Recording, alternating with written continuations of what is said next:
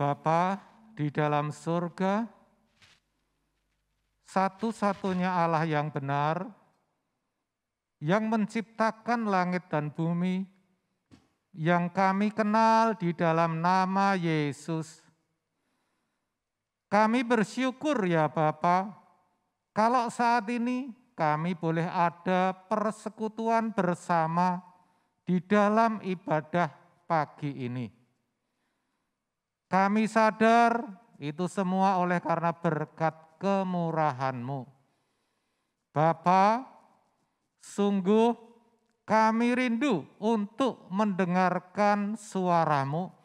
Kami rindu belajar firman-Mu.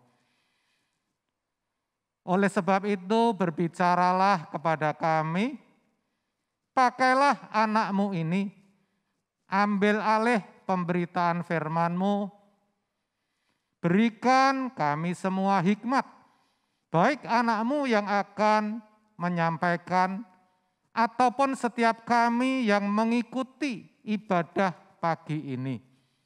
Kami boleh mengerti akan firman-Mu, bahkan Kau berikan kekuatan untuk melakukan.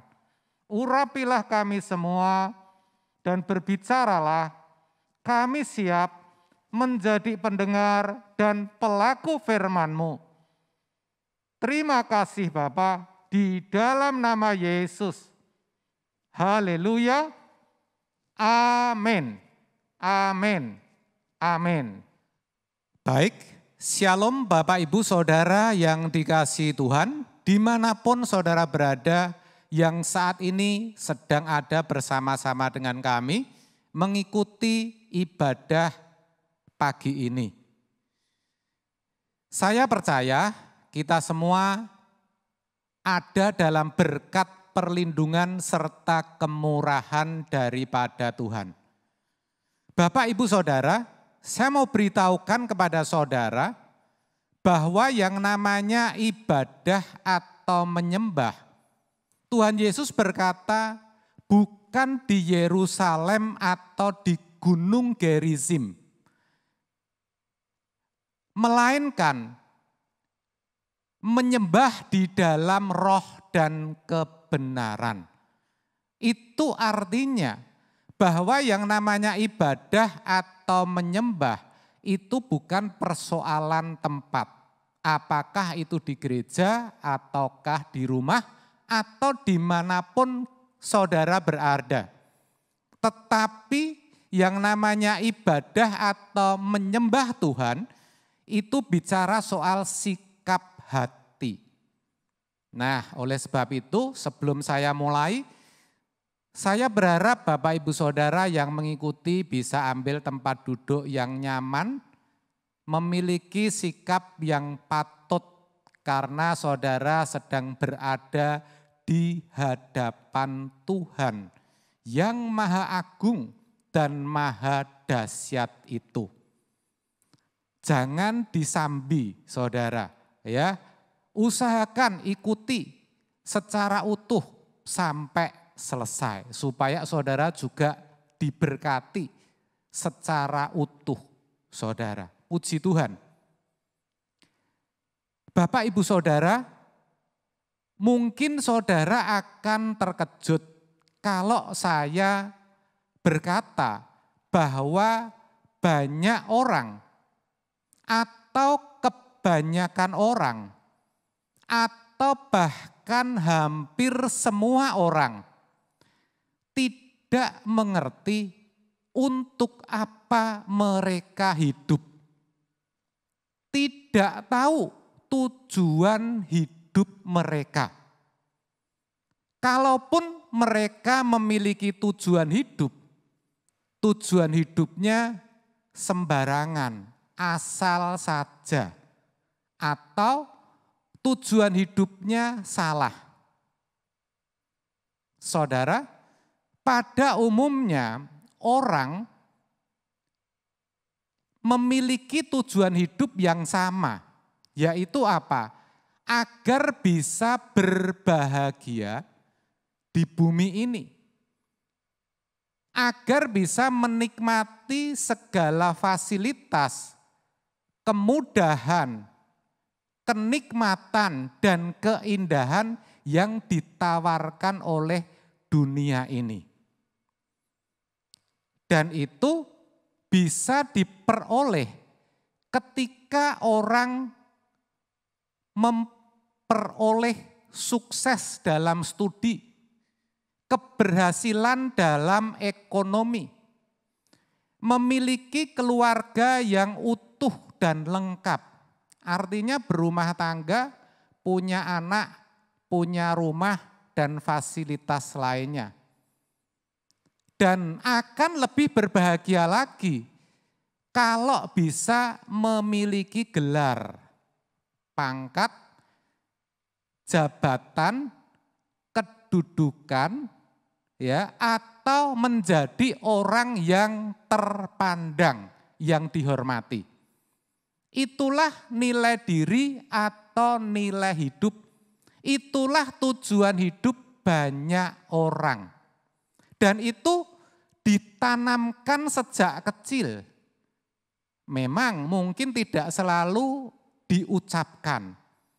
Tetapi orang bisa melihat apa yang diperagakan dari orang tua, orang-orang yang berada di sekitarnya, dan kebanyakan orang.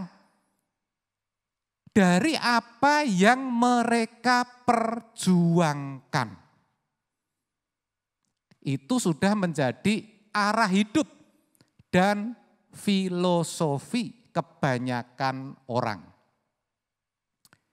Nah, Bapak Ibu Saudara, yang disayangkan adalah bahwa kebanyakan, bahkan hampir semua orang Kristen juga memiliki tujuan hidup yang seperti itu. Tidak berbeda dengan orang-orang pada umumnya. Padahal sebenarnya Tuhan menciptakan manusia bukan dengan tujuan seperti itu. Dalam kitab Kejadian pasal 1 ayat 26 sampai 27 jelas sekali dikatakan bahwa manusia diciptakan dengan diberi pikiran dan perasaan. Itu sama artinya dengan segambar dengan Allah. Supaya apa? Supaya melalui pikiran dan perasaan yang dimilikinya, manusia itu bisa mengerti pikiran dan perasaan Allah, lalu dengan sukacita dan rela hati, tanpa paksaan, melakukan apa yang menjadi kehendak Allah. Sehingga manusia bisa mengelola bumi dengan seirama, dengan sejalan dengan Allah. Itulah yang menyukakan hati Tuhan. Itulah sesungguhnya tujuan Tuhan menciptakan manusia. Oleh sebab itu, tujuan hidup yang benar dari orang percaya itu harusnya hanya satu, yaitu bagaimana bisa menyenangkan hati Tuhan, bisa menyukakan hati Tuhan, bisa memuliakan hati Tuhan. Cuma itu, saudara. Sederhana sekali sesungguhnya. Yaitu dengan cara apa? Tadi sudah saya katakan, melakukan apa yang dikehendaki Tuhan tanpa terpaksa, namun dengan sukacita dan rela hati. Senada atau terkait dengan hal itu, Rasul Paulus menuliskan dalam 1 Korintus 10 ayat 31. Di mana dikatakan, jika engkau makan, atau jika engkau minum, atau jika engkau melakukan sesuatu yang lain, lakukanlah semuanya itu untuk kemuliaan Tuhan. Artinya sejatinya hidup orang percaya itu tujuannya hanya satu, yaitu untuk memuliakan Allah, menyukakan hatinya, menyenangkan Dia.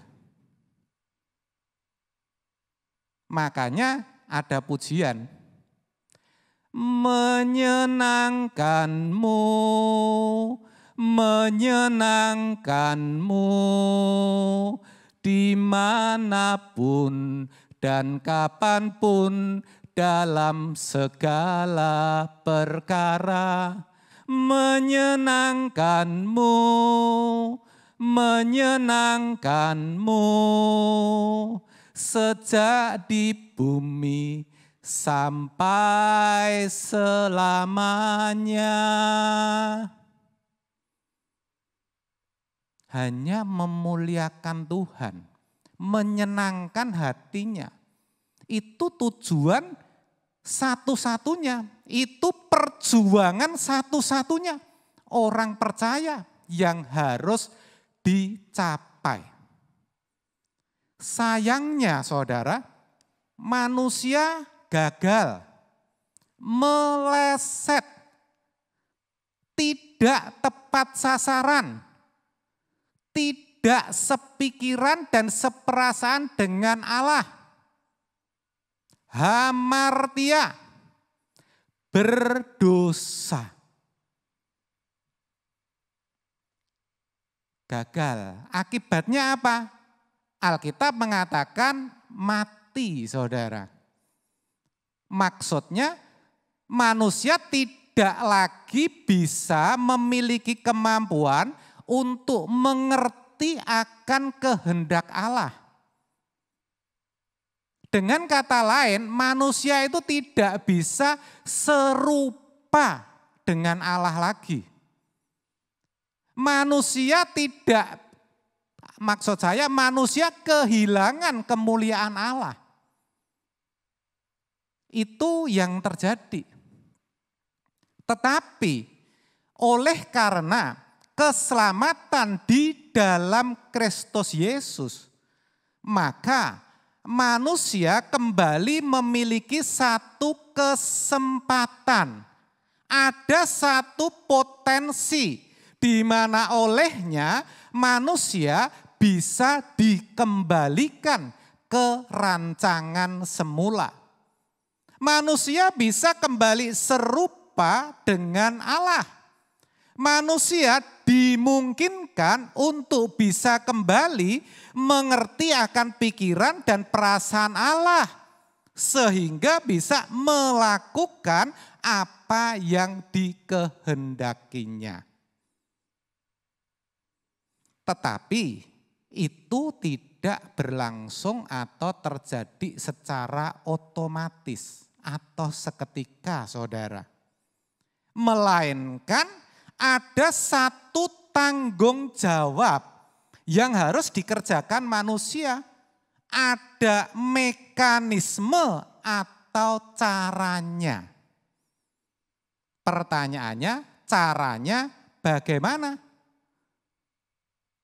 Caranya manusia harus memperbaharui pikirannya. Saya ulang. Untuk bisa mengerti akan kehendak Bapa hanya ada satu cara. Manusia harus memperbarui pikirannya, saudara. Roma 12 ayat yang kedua.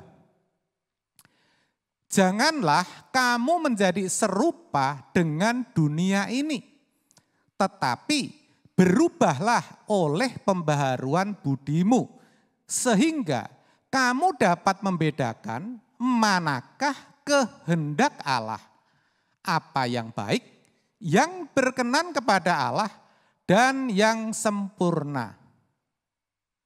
Perhatikan, kenapa sampai ada satu pernyataan, ada satu peringatan, janganlah kamu menjadi serupa dengan dunia ini.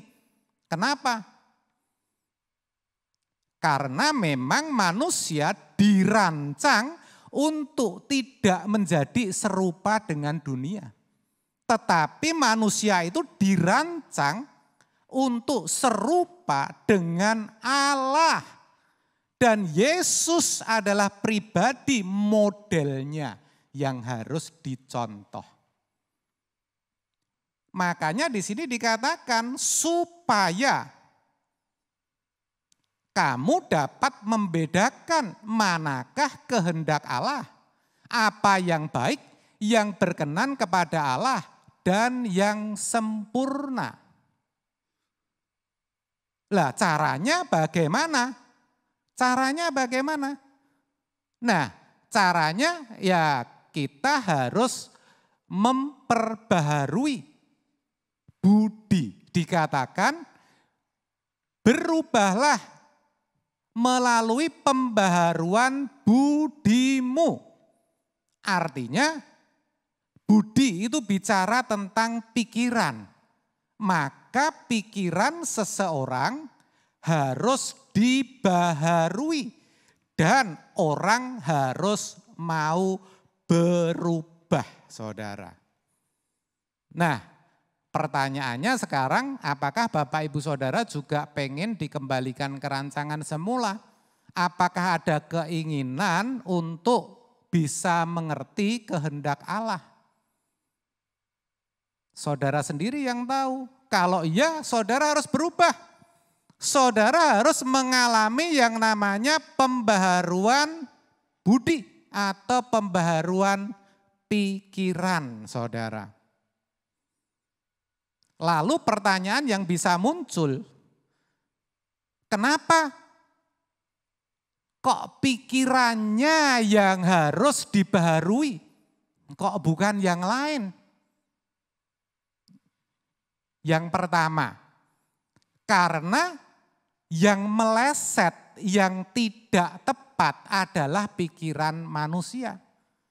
Karena pikiran manusia sudah rusak, saudara, meleset dan tidak lagi dapat mengerti kehendak Allah.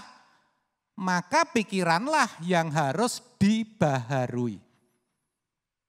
Yang kedua, karena kalau yang dibaharui itu pikiran, maka yang berubah itu bukan hanya pikiran saja, tetapi juga menyangkut tutur kata, perbuatan, sikap, bahkan arah hidup atau filosofi seseorang juga akan ikut berubah. Orang jadi tahu dari mana ia berasal dan kemana ia harus pulang. Artinya orang jadi ngerti tujuan hidup yang sejati atau tujuan hidup yang benar, saudara. Lalu pertanyaan selanjutnya, kalau begitu Pak, pikiran itu harus dibaharui oleh apa? Karena untuk mengerti kehendak Allah, maka pikiran itu harus diisi atau dibaharui oleh pikiran Allah, saudara. Yang tidak lain adalah firman Allah. Ya, jadi saudara harus tahu bahwa pikiran saudara harus dibaharui oleh firman Allah kalau mau mengerti akan kehendak Allah, saudara. Yohanes 17 ayat 17 dikatakan, kuduskanlah mereka dalam kebenaran.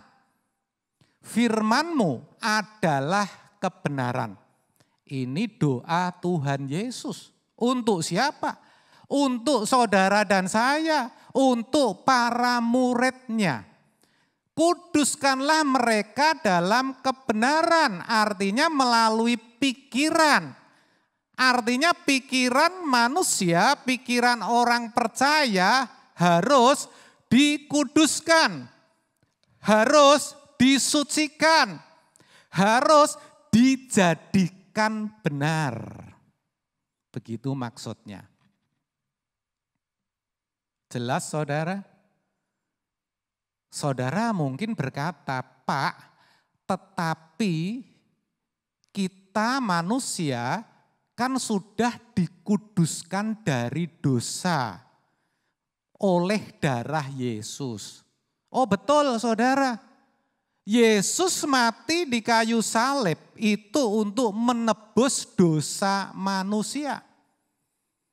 Itu sama artinya manusia sudah dikuduskan dari dosa, sudah disucikan dari dosa, sudah dibenarkan dari dosa. Tapi ingat saudara, bahwa manusia masih bisa berbuat dosa. Itu yang sering dilupakan. Manusia masih bisa berbuat dosa. Kenapa? Karena di dalam dirinya masih ada niat untuk itu. Karena di dalam dirinya ada kecenderungan atau potensi untuk berbuat dosa. Itulah yang disebut kodrat dosa. Nah, kodrat dosa ini tidak bisa dikuduskan oleh darah Yesus. Yang bisa menguduskan atau menghapus kodrat dosa itu adalah firman Allah. Satu-satunya ya yang bisa menyucikan orang dari kodrat dosa sehingga orang bisa mengalami perubahan kodrat dari kodrat dosa menjadi berkodrat ilahi hanyalah firman Tuhan, saudara. Ini harus dipahami dengan benar, ya. Itulah kenapa meskipun dosa kita sudah diampuni, sudah ditebus, tetapi kita masih memohon ampun kepada Tuhan. Lah kalau kita minta ampun atas apa? Kalau atas dosa kan dosanya sudah dipikul di kayu salib, sudah selesai. Nah itu saudara, kalau kita berdoa minta ampun kepada Tuhan, itu sebetulnya kita minta ampun atas potensi atau kecenderungan berbuat dosa yang ada dalam tubuh kita.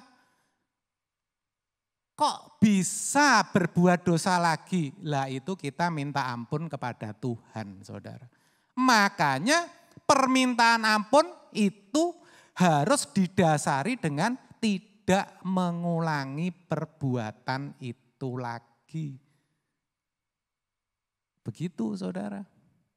Nah sedangkan kalau kita ditebus oleh darah Yesus, ya, itu kita dikuduskan dari dosa kita, maksudnya kita itu dianggap kudus. Kita itu dianggap benar, dianggap suci. Tetapi seperti saya katakan tadi, kita masih bisa berbuat dosa, saudara. Saudara mungkin bertanya, kalau begitu Pak, ngapain harus dianggap suci, harus dianggap kudus, harus dianggap benar?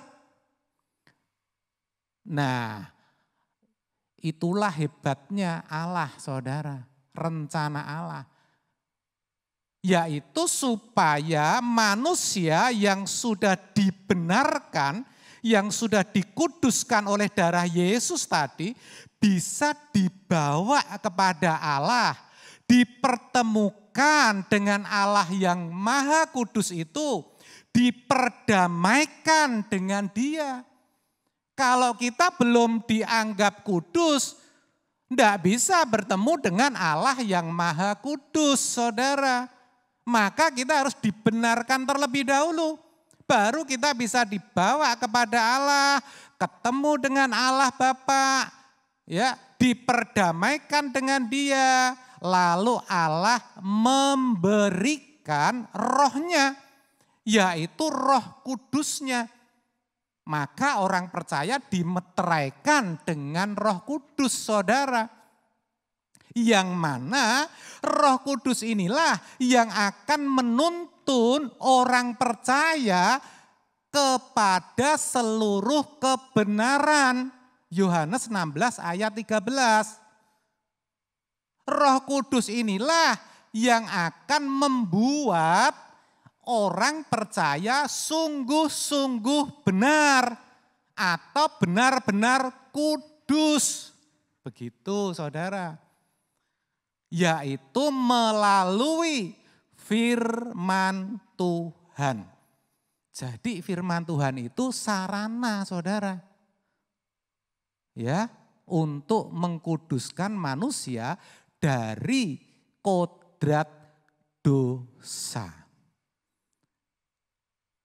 Firman Tuhanlah yang akan memperbaharui pikiran manusia. Tetapi harus diakui secara jujur saudara, bahwa untuk memperbaharui pikiran itu bukan perkara yang mudah. Itu sangat berat dan sangat sulit saudara. Butuh satu kenekatan, butuh satu kebulatan tekad. Jadi bukan berarti yang sulit dan berat itu tidak mungkin. Tetapi bisa saudara, bisa. Asal ada, tadi saya katakan tekad. Ya, harus nekat, istilahnya seperti itu. Kenapa Pak kok bisa sulit? Kenapa kok tidak mudah untuk memperbaharui pikiran saudara? Yang pertama, karena pikiran manusia itu sudah terlanjur terisi oleh filosofi dunia yang kotor atau najis. Ya, saya ibaratkan panci gede, saudara, panci besar. Ya, penuh berisi air kotor atau air keruh. Itu pikiran manusia. Bukan berarti kalau saya katakan berisi air keruh, penuh, itu tidak ada kandungan. Saya pilih kata kandungan. Kandungan air bersihnya, enggak. Ada saudara. Tetapi kalau disuling, ya dipisahkan, air bersihnya itu paling 4-5 gelas kecil atau istilahnya 5-6 sloki dari panci besar yang berisi air yang keruh, saudara. Itu jelas. Karena dikatakan dalam 1 Petrus 1 ayat 18 bahwa kita itu mewarisi cara hidup yang sia-sia dari nenek moyang kita.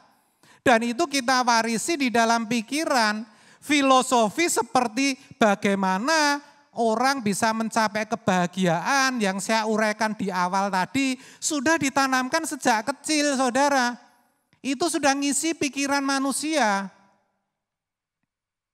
Bahkan tidak hanya itu, di dalam Mazmur 51 ayat 5 dikatakan, sesungguhnya dalam kesalahan aku diperanakkan, dan dalam dosa aku dikandung ibuku. Pemazmur mengatakan seperti itu. Berarti bahkan sudah sejak dalam kandungan ya manusia itu sudah kotor, saudara. Itu sebabnya untuk memperbaharui tidak mudah Amin, saudara. Yang kedua, apa? Pikiran duniawi ini artinya pikiran kotor, pikiran-pikiran yang tidak sesuai dengan pikiran dan perasaan Allah, itu masih terus masuk ke dalam pikiran orang percaya.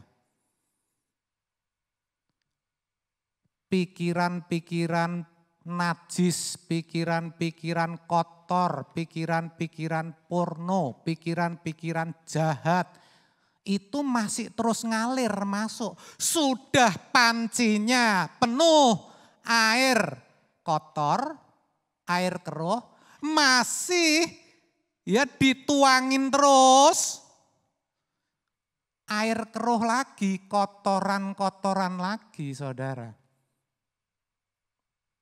Itu bisa terjadi dari apa yang kita dengar, apa yang kita lihat, atau apa yang kita alami.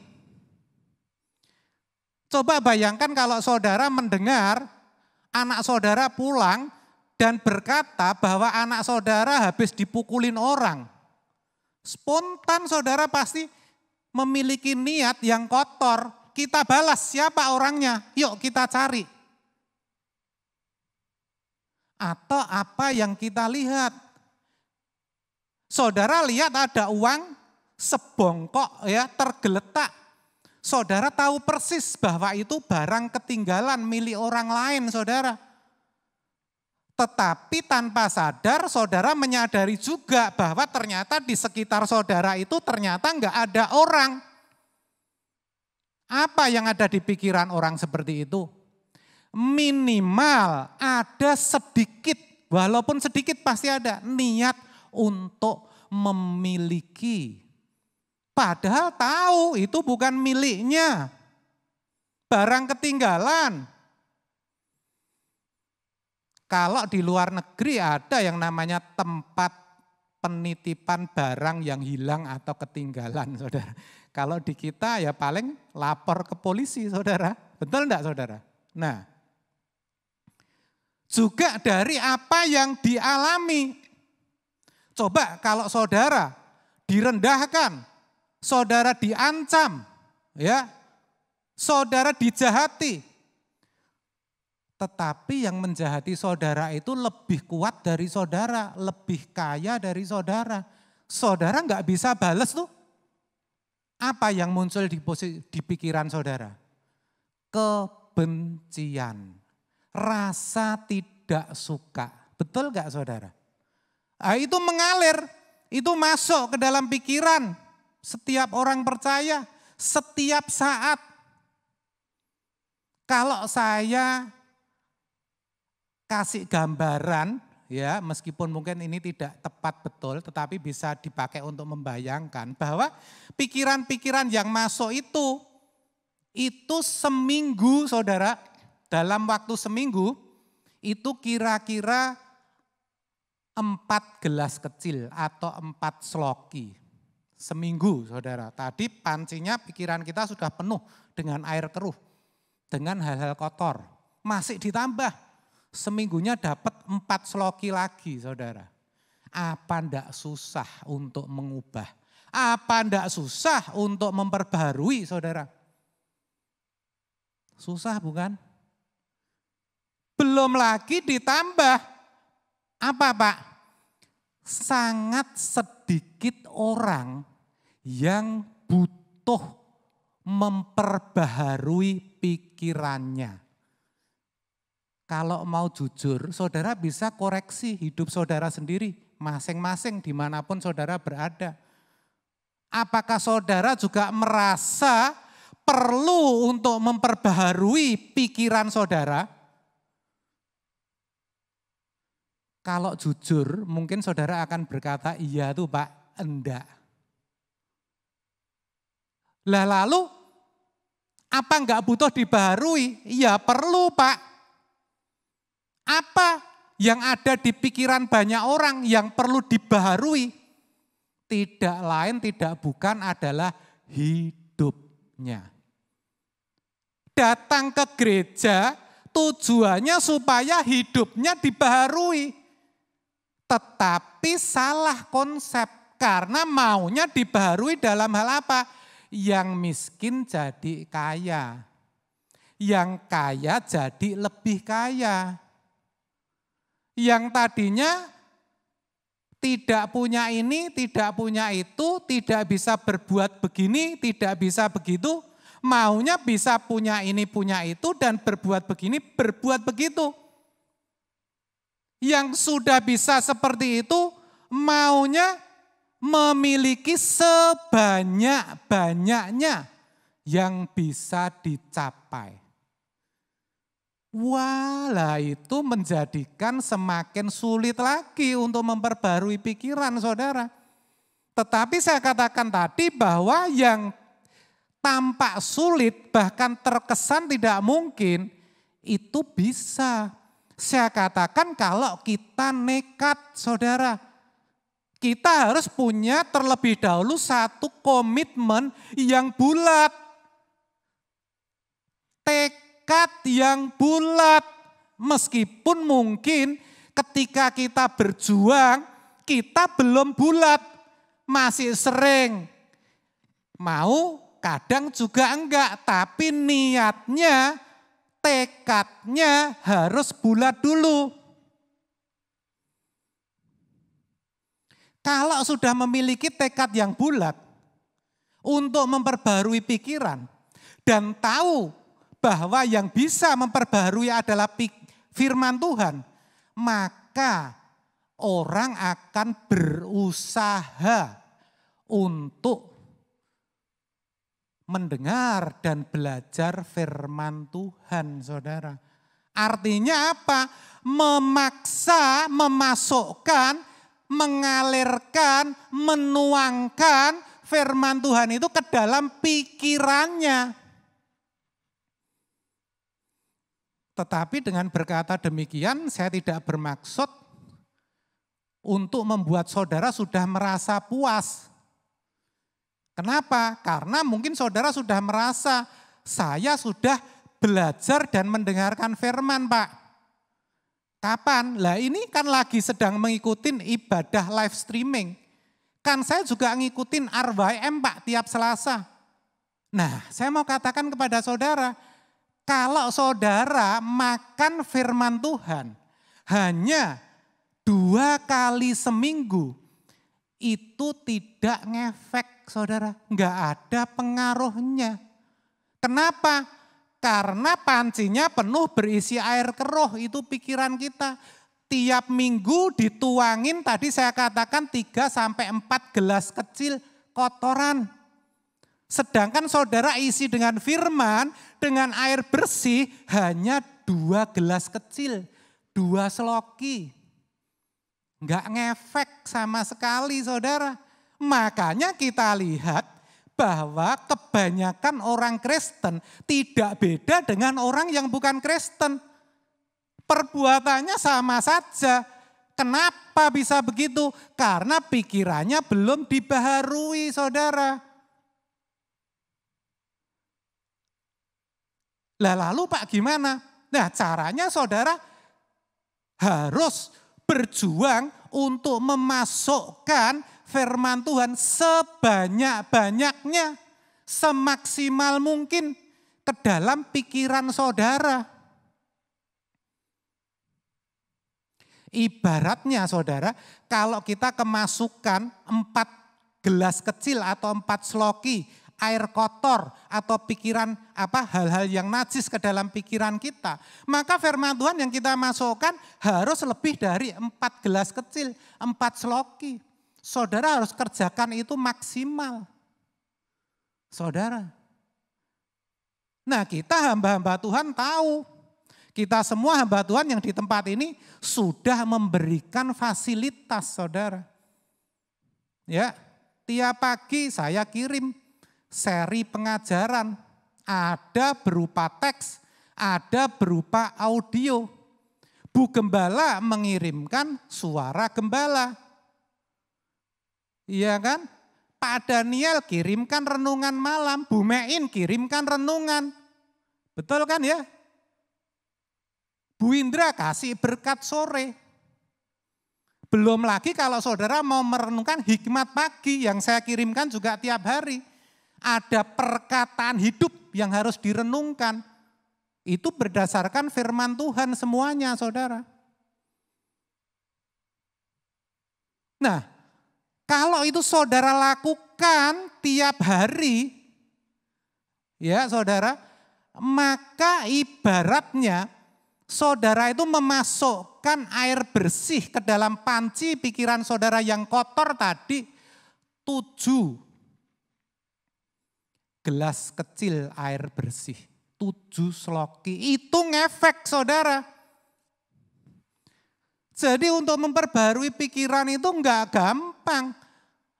Itu bisa saya gambarkan seperti orang yang ingin membeli, seperti orang yang membeli sesuatu yang mana dipengaruhi oleh iklan saudara. Sama. Maksudnya apa? Nah gini saudara, saudara lewat di satu jalan, saudara lihat ada misalnya produk rumah tangga di baliho besar, diskon, enggak ngefek, saudara tahu itu enggak ngefek. Enggak ada action saudara, enggak ada. Tetapi kalau itu diulang, saudara lewat di jalan yang sama, saudara melihat, saudara mulai perhatikan, ternyata 70% diskonnya. Tanpa syarat. Wah, belum ngefek juga saudara. Saudara belum beli, enggak ada action. Iya kan? Ketika saudara lewat lagi, memang sengaja saudara lewat. Kenapa? Karena pengen tahu apa sebetulnya itu. Ternyata ada tulisannya. Sampai tanggal 25 Juli. Enggak ngefek juga saudara. Saudara lewat lagi. Ternyata saudara baca lagi dan saudara baru sadar bahwa ternyata hari ini itu tanggal 25 Juli. Artinya apa? Kalau tidak action, kalau kita tidak beli barang itu sekarang, enggak bakal dapat barang itu. Sama saudara dengan firman Tuhan. Saudara cuma dengar khotbah saya pagi ini sekali. Enggak ngefek, percaya saya saudara. Saudara duduk diam, enggak ngefek. Tapi saudara harus ulang. Karena ini live streaming, puter ulang. Dengerin lagi. Saudara baru tahu, oh ternyata yang disampaikan Pak Bambang tadi begitu. Saya harus memperbaharui pikiran. Saya harus mengkuduskan pikiran. Belum ngefek saudara. Saudara puter lagi. Saudara akan tahu, oh ternyata kalau tidak saya lakukan, berarti saya tidak akan melakukan kehendak Bapak. Karena enggak mengerti ya kehendak Bapak seperti apa. Dan kalau saya tidak melakukan, maka saya akan dianggap pembuat kejahatan dan ditolak oleh Tuhan. Belum ngefek lagi saudara. Saudara enggak action, enggak melakukan firman, enggak mengkuduskan pikiran. Tapi kalau saudara putar lagi, saudara pelajari lagi, saudara dapetin ternyata. Oh ternyata di situasi COVID seperti ini, orang bisa pulang kapan saja saudara. Wah kalau gitu bisa jadi hari ini adalah hari terakhirku. Gawat nih kalau aku belum melakukan. Saudara baru action. Gambarannya seperti itu saudara. Jelas saudara?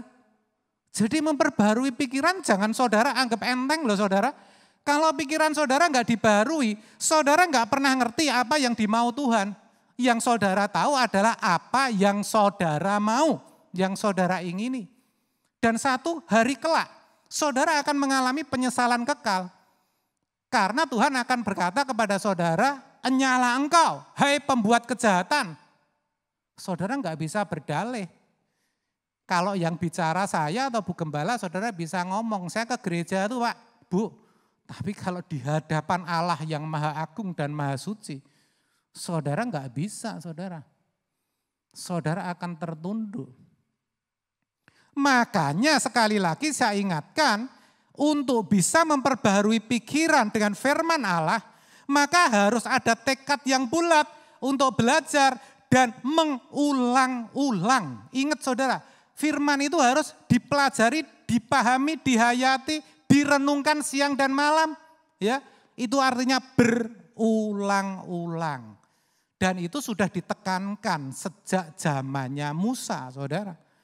Waktu itu Allah memberikan perintah dan ketetapan kepada bangsa Israel. Allah menghendaki supaya bangsa Israel hidup menurut ketetapan dan perintahnya secara turun-menurun. Maka di dalam kitab Ulangan 6 ayat 7 sampai 9 dikatakan bahwa bangsa Israel ya harus mengajarkannya perintah dan ketetapan itu kepada siapa? Kepada seluruh isi rumahnya, anak-anaknya, pasangan hidupnya, menantunya, mertuanya, semuanya. Bahkan harus membicarakannya kapan saja.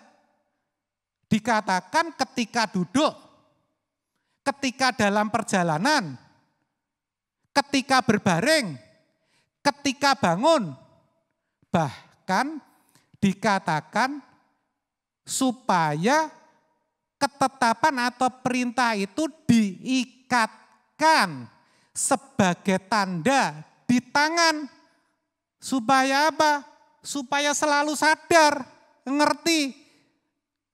Dan harus dijadikan lambang di dahi. Artinya apa? Bukan perintah itu ditempel pakai kertas, bukan. Tetapi selalu dipikirkan dan direnungkan siang dan malam.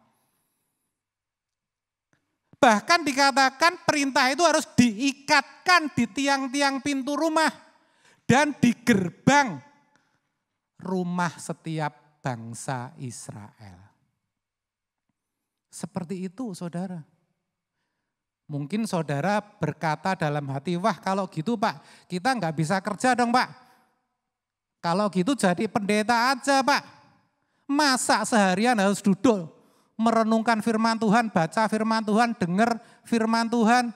Begitu terus Pak. Oh saudara keliru, saudara salah tangkap. Maksudnya merenungkan siang dan malam itu bukan seperti itu. Ya, tetapi itu selalu ada di dalam pikiran saudara. Gambarannya seperti seorang yang jatuh cinta. Kemanapun dan kapanpun yang ada di pikirannya selalu pacarnya saudara. Kalau saudara pernah pacaran atau jatuh cinta saudara. Atau saudara yang memiliki obsesi tertentu, pengen bisnis saudara berhasil, sukses. Yang ada di pikiran saudara apa? Setiap saat bahkan tidur pun mimpinya itu bisnis saudara. Kalau saudara mau tahu. Seperti itu. Saudara punya hobi. Hobi ini bisa jadi obsesi. Hobinya apa? Misalnya kalau saya nge-gym atau bulu tangkis. Wah itu bangun tidur aja langsung pikirannya bulu tangkis saudara. Belum harinya saja sudah mikir, wah besok lawan siapa ya? Besok saya harus nantang siapa ya? Lah kalau itu yang ada di pikiran saudara itu firman Allah senantiasa. Tahu enggak, mimpi saudara pasti firman Tuhan. Saudara pasti akan mengalami dan bertemu Tuhan saudara. Begitu maksudnya saudara. Tapi susah Pak, ya sejak dulu susah saudara. Makanya agar bisa memperbaharui pikiran sekali lagi dengan firman Tuhan, saya katakan tadi harus punya tekad yang bulat.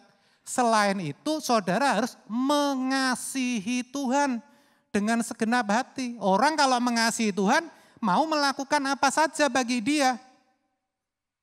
Itu maksudnya. Jadi persoalannya sekarang bukan mungkin atau tidak mungkin, bisa atau tidak bisa untuk memperbaharui pikiran. Tetapi apakah saudara bersedia atau tidak? Saudara mau atau tidak? Mungkin kapasitas saudara, kemampuan saudara terbatas. Tapi kalau saudara kerahkan sepenuhnya kapasitas saudara, kemampuan saudara. Maka saya kasih tahu, Tuhan yang menggenapi, Roh Kudus yang memampukan. Dan tandanya apa? Tandanya kalau pikiran saudara sudah dibaharui, ada perubahan yang tetap. Perubahan yang permanen dalam hidup saudara.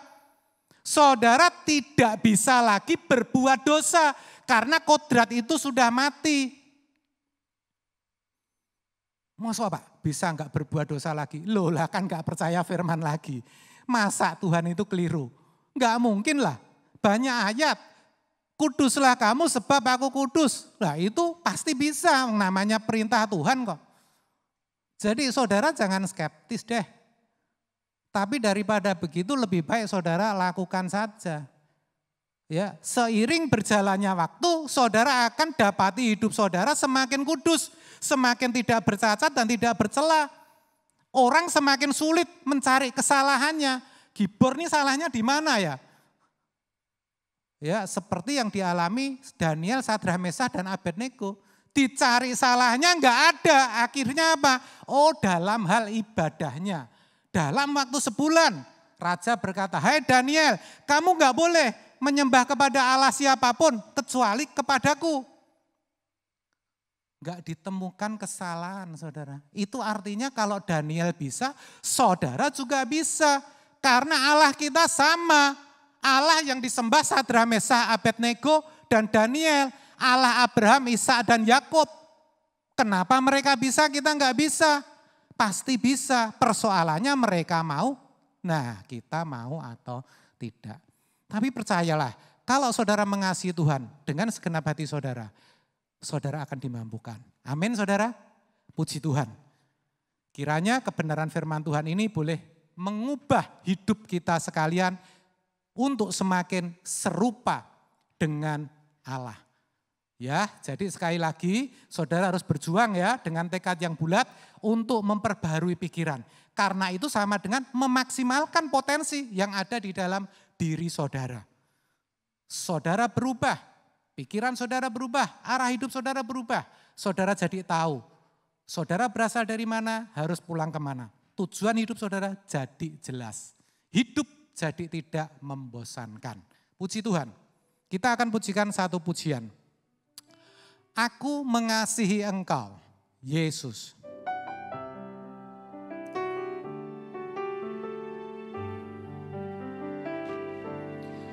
Aku mengasihi Engkau, Yesus, dengan segenap hatiku. Aku mengasihi Engkau, Yesus, dengan segenap jiwaku. Aku mengasihi Engkau, Yesus, dengan segenap hatiku. Aku mengasihi Engkau, Yesus, dengan segenap jiwaku. Ku renungkan firman-Mu siang dan malam. Ku pegang perintah-Mu dan ku lakukan. Engkau tahu ya Tuhan, tujuan hidupku hanyalah untuk menyenangkan hati-Mu. Ku renungkan firman-Mu siang dan malam. Ku pegang perintah-Mu dan ku lakukan. Engkau tahu ya Tuhan, Tujuan hidupku hanyalah untuk menyenangkan hatimu. Musik tetap mengalun. Sejenak kita renungkan kebenaran yang sudah kita dengar, saudara. Mari saya ajak kita koreksi hidup kita. Apakah arah tujuan hidup kita sudah benar? Apakah selama ini saudara sudah mengasihi Tuhan dengan segenap hidup saudara? Atau sebaliknya, saudara masih mengasihani diri saudara sendiri? Yang saudara lakukan senantiasa meleset, tidak sesuai dengan pikiran dan perasaan Allah. Saudara tidak menyenangkan hatinya. Sebaliknya saudara dipuaskan oleh semua yang saudara lakukan. Saudara, itu jahat saudara.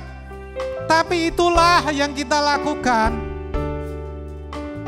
Oleh sebab itu, kebenaran pagi ini menegur kita, mencambuk, menampar kita, saudara.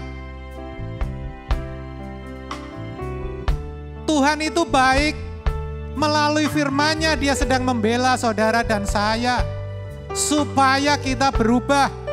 Kita boleh memperbarui pikiran kita, kita mengerti akan kehendak-Nya, kita melakukannya, sehingga kita menjadi orang-orang yang dikenal oleh Tuhan. Katakan, aku mengasihi Engkau. Aku mengasihi Engkau, Yesus, dengan segenap hatiku. Aku mengasihi Engkau, Yesus, dengan segenap jiwaku. Ku renungkan firman-Mu siang dan malam. Ku pegang perintah-Mu dan ku lakukan. Engkau tahu, ya Tuhan, tujuan hidupku hanyalah untuk menyenangkan hati. Katakan sekali lagi, ku renungkan. Ku renungkan firman-Mu siang dan malam. Ku pegang perintah-Mu dan ku lakukan. Engkau tahu, ya Tuhan, tujuan hidupku hanyalah untuk menyenangkan hati-Mu. Hanyalah untuk menyenangkan hati-Mu. Hanyalah untuk menyenangkan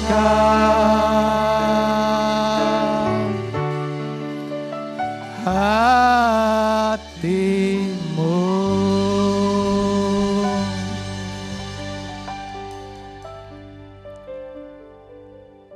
Terima kasih Bapa oleh firman-Mu yang membebat hati kami.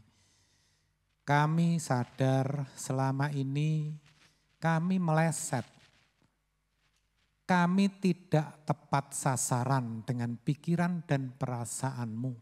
Dan itu akan fatal, berakibat kebinasaan. Berakibat kita akan terpisah dari Engkau ya Bapa.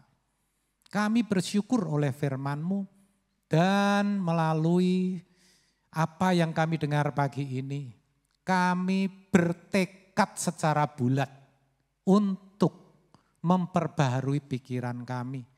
Kami sadar potensi kemampuan kami terbatas Bapak.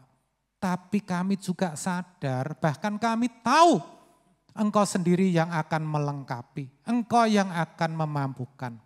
Terima kasih Bapak. Bapak, hamba-Mu berdoa bagi setiap yang mengikuti ibadah pagi hari ini. Yang memperhatikan firman-Mu dengan sungguh-sungguh. Menyimpan di dalam hatinya. Kami percaya Engkau memberkati. Apapun yang jadi pergumulannya, Engkau memberkati. Apapun yang dialaminya, semuanya bisa dilalui. Terima kasih Bapak. Bapak di dalam sorga, kami juga prihatin dengan banyaknya orang yang terpapar COVID. Bapak, kami berdoa, kami tidak bisa sebutkan satu persatu. Tetapi kami berdoa bagi mereka semua. Tuhan, kiranya jangan sampai ini berlalu sia-sia. Kiranya Engkau sendiri yang menyampaikan maksud dan tujuan semuanya itu. Sehingga mereka mengerti, mereka beroleh satu kekuatan, mereka beroleh satu penghiburan, bahkan oleh kemurahan-Mu, mereka boleh dipulihkan, mereka boleh kembali sembuh seperti semula. Bagi mereka yang kehilangan anggota keluarganya ya Bapak, kiranya Engkau sendiri yang juga menguatkan dan menghibur. Bapa, kami tidak tahu kapan hal ini berakhir di bumi Indonesia. Tetapi kami berdoa menyerahkan bangsa kami, para pemimpin kami ke tangan-Mu. Segala upaya dan perjuangan yang dikerjakan kami serahkan kepadamu. Kiranya di tangan-Mu Engkau memberkati. Para pemimpin bangsa kami, Bapak Presiden dan seluruh jajaran terkait, Kau berikan hikmat dan hati yang takut akan Engkau. Sungguh kami percaya semua ini akan berakhir, semua ini akan berlalu, dan semuanya ini tidak melampaui kekuatan kami. Terima kasih ya Bapak. Sebentar ibadah ini selesai, kami semua berpisah, melanjutkan aktivitas kami masing-masing. Kami percaya Engkau tetap menyertai kami. Sekarang kedangkanlah tangan-Mu, bukalah hatimu lebar-lebar. Terimalah berkat yang daripada Allah Bapa, cinta kasih damai sejahtera, serta penebusan yang sempurna dari Kristus Yesus Tuhan kita, serta persekutuan dan Roh Kudus akan menyertai saudara dan saya mulai saat ini sampai Maranatha, Tuhan datang yang kedua kali. Di dalam nama Yesus, terimalah. Amin. Amin.